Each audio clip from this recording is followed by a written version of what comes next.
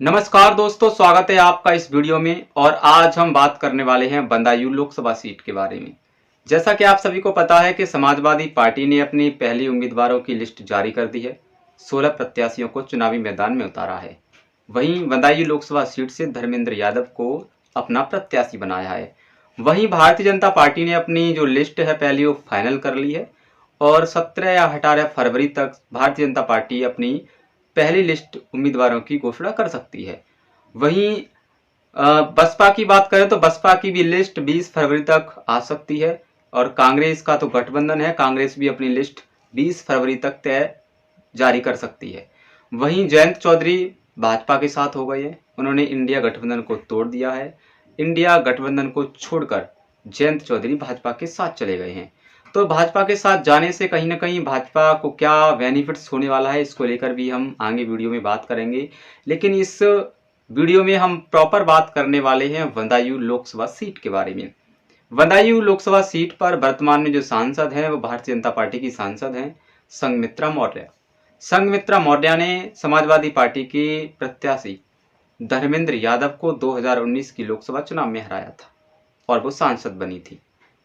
संघमित्रा मौर्य स्वामी प्रसाद मौर्य की बेटी हैं। 2022 से पहले स्वामी प्रसाद मौर्य भाजपा में थे, लेकिन उसके बाद उन्होंने भाजपा को छोड़ दिया और वो समाजवादी पार्टी में शामिल हो गई।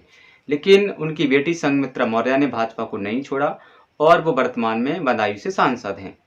अब जाहिर सी बात है कि चुनाव 2024 का आ चुका है। अटकलें लगाई जा रही हैं कि इस बार भारतीय जनता पार्टी संघमित्रा मौर्य का टिकट काट सकती है। तो इसको लेकर संघमित्रा मौर्य भारतीय जनता पार्टी को छोड़ सकती है। अगर भाजपा संघमित्रा मौर्य का टिकट काटती है बदायूं से, तो संघमित्रा मौर्य भाजपा को छोड़कर समाजवादी पार्टी में शामिल हो सकती हैं, क्योंकि उनके पिता समाजवादी पार्टी के साथ है।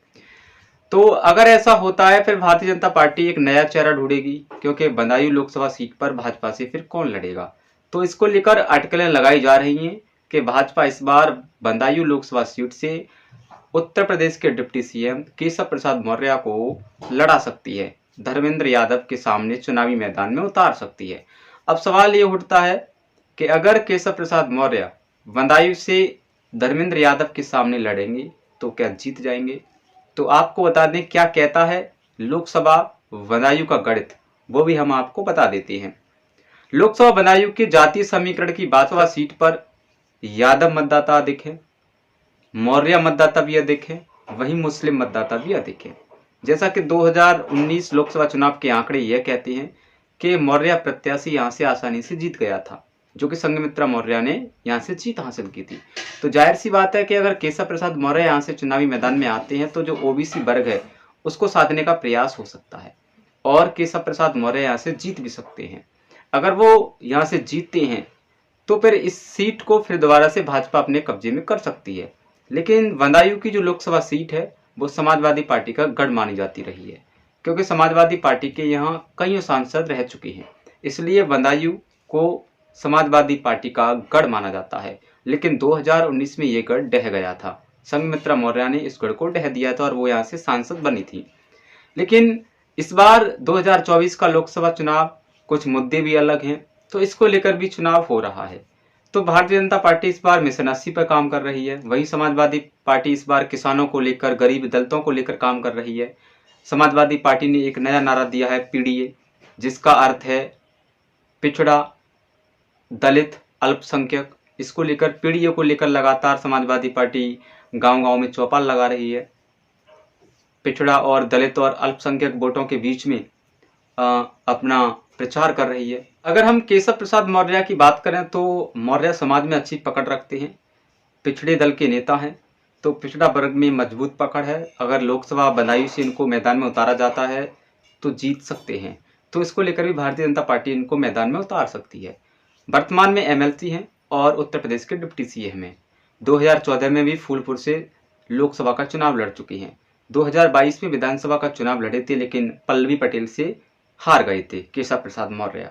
वहीं अब भारतीय जनता पार्टी 2024 के लोकसभा चुनाव में अगर बदायूं से डिप्टी सीएम को लड़ाती है तो कहीं ना कहीं एक ओबीसी वर्ग का बड़ा चेहरा है मौर्य, तो यहाँ से जीत भी सकते हैं।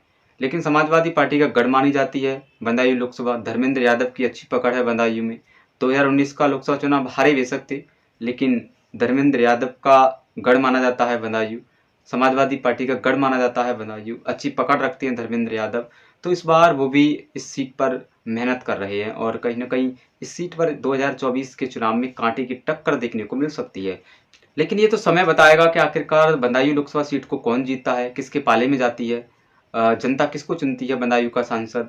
तो आपकी क्या राय है इस विषय पर, आप अपनी राय कमेंट बॉक्स में पिन अवश्य करें और आगे आप कौन सी लोकसभा के बारे में जानना चाहते हैं वो हमें कमेंट बॉक्स में बताएं। ऐसे ही पूरा विश्लेषण जानने के लिए आप हमारे यूट्यूब चैनल को सब्सक्राइब कर सकते हैं। मिलते हैं अगली नई वीडियो के साथ, जब तक के लिए धन्यवाद।